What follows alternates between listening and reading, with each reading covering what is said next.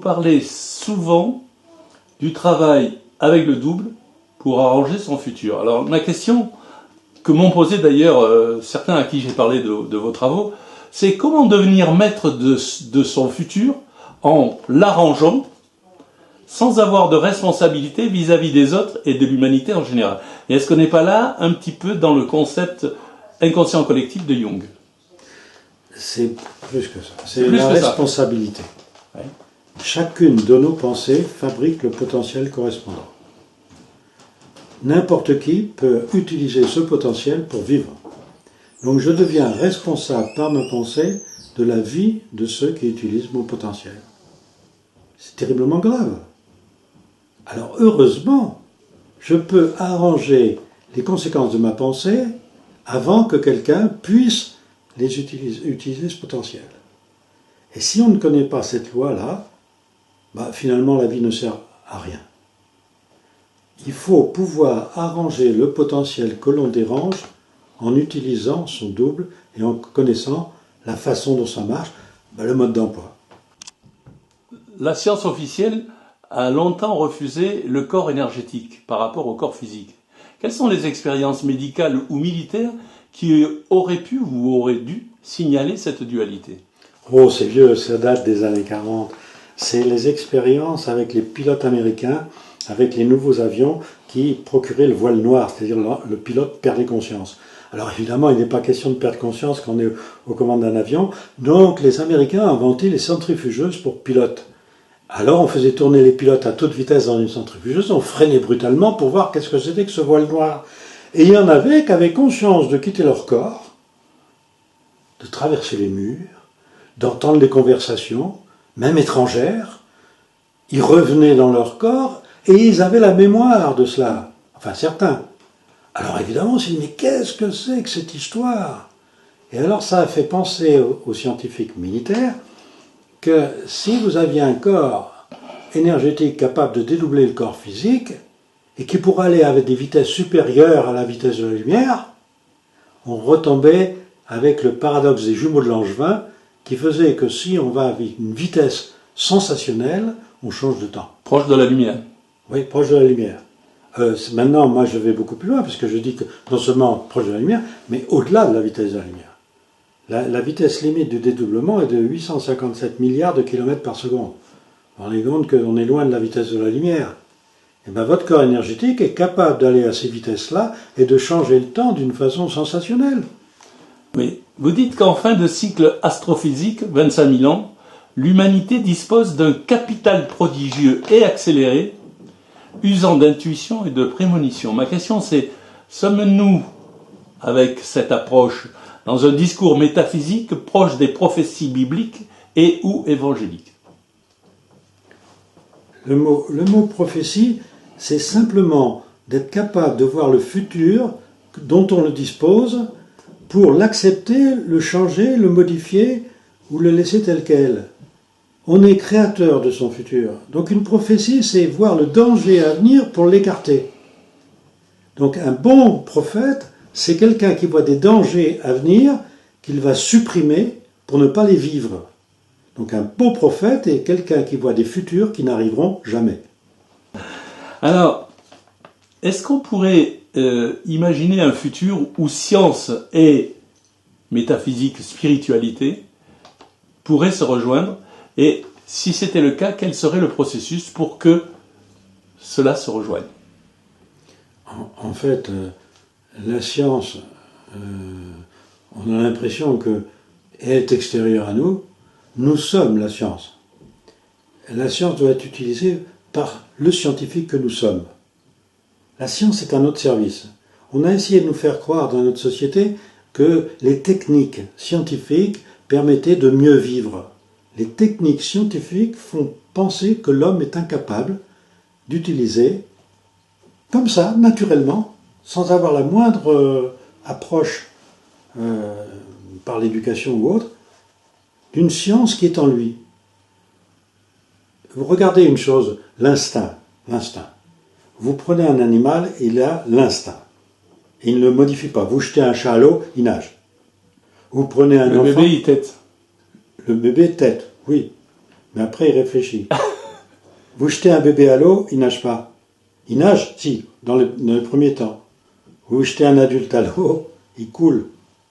Il n'a pas appris à nager. Pourquoi un chat, qu'il soit jeune ou vieux, vous le jetez à l'eau, il sait nager? C'est-à-dire que lorsque vous avez un danger, vous avez à votre disposition un futur correspondant. Il faut savoir le prendre. Pour savoir le prendre, il ne faut pas modifier le futur quand on en a besoin. Alors comment on modifie le futur quand on en a besoin? Par la peur, par la volonté de trouver autre chose. On se fabrique un futur qui ne correspond pas à l'événement. Généralement, ça va très mal. Alors, on est un animal capable de prémonition, d'instinct de survie phénoménal, et à cause de notre intelligence, à cause de notre créativité, nous modifions le futur à chaque instant, et de ce fait, nous vivons les conséquences de nos peurs. Pourquoi aujourd'hui on est dans un monde accéléré? On est dans un monde où le temps n'est pas le même que celui de nos ancêtres. Regardez les cycles de déroulement du temps que les hindous connaissaient, les yugas. Vous avez d'abord 400 000 ans, puis ça se termine par quelques années. C'est simplement de dire que la perception du temps au début d'un cycle n'est pas la même que la perception du temps à l'heure actuelle. À l'heure actuelle, on a l'impression de vivre vieux, alors que au Moyen-Âge, arrivé à 100 ans, c'était très très rare. Un homme, généralement 40-45 ans, c'était fini. On dit, la médecine a fait un progrès terrible. Moi, je dis plutôt que la médecine nous tue. Heureusement. Vous rejoignez Jacques Collin, là. Oui, parce que le temps n'est pas du tout le même. Nous avons 1 milliard d'idées par seconde. Nos ancêtres, ils en venaient 1 ou 2, et puis c'était tout. On reçoit des informations d'une façon phénoménale. Oui, la technologie y aide beaucoup. Non. Ah non, elle perturbe. À la duplication de l'info, oui. Non, oui, l'info pour vivre. Ouais. Non, mais l'info instinctive, l'info dont on a besoin de survie, elle est pour tout le monde en ce moment d'une façon... Oui, mais elle est totale. Ce qui fait qu'il y a des gens qui perdent complètement pied parce qu'ils reçoivent des informations qui ne sont pas faites pour eux. Alors, Jean-Pierre Garnier-Mallet, quelle suite allez-vous donner à vos recherches? Est-ce que vous allez écrire de nouveaux ouvrages? Est-ce que vous allez développer de nouveaux séminaires? Est-ce que vous allez faire de nouvelles publications scientifiques? Alors, il y a un livre qui se termine, qui va sortir, je ne sais pas quand, ça dépend des éditeurs. Mais enfin, le titre? Le titre, ça sera certainement Théorie du dédoublement du temps, ou la fin du cycle de dédoublement du temps, je ne sais pas. La fin des temps, comme on disait autrefois. Sous-entendu, la fin d'un cycle de dédoublement des temps, qui n'a rien à voir avec une fin du monde, dans lequel je vais montrer que notre système solaire est à notre service, que tout est absolument bien déterminé par un mouvement de dédoublement, qu'il n'y a pas de hasard du tout dans tout le système solaire. Donc de ce fait, nous non plus, nous ne sommes pas dans un hasard merveilleux. Non, il y a un mouvement de dédoublement créateur et nous sommes dans cette création grâce à ce mouvement qui ne supprime tout hasard, mais qui laisse une liberté totale vu les prodigieuses bifurcations possibles dans ce mouvement. Nous avons à nous des milliards de possibilités et on nous a laissé croire que nous étions enfermés dans quelque chose lié à un corps physique qui nous maltraite, alors que nous pouvons très bien utiliser ce corps pour le mieux et non pas pour le pire. Alors, dernière question pratico-pratique. Dans vos séminaires, qu'est-ce qu'on apprend? À contrôler sa pensée, qui est créatrice.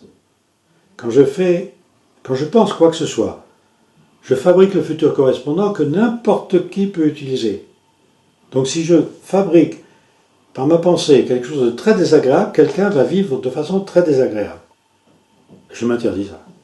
Ne fais pas à autrui. Ne fais pas à autrui ce que tu ne voudrais pas qu'il te fasse. Et si tu es dans cet état-là, fais ce que tu veux.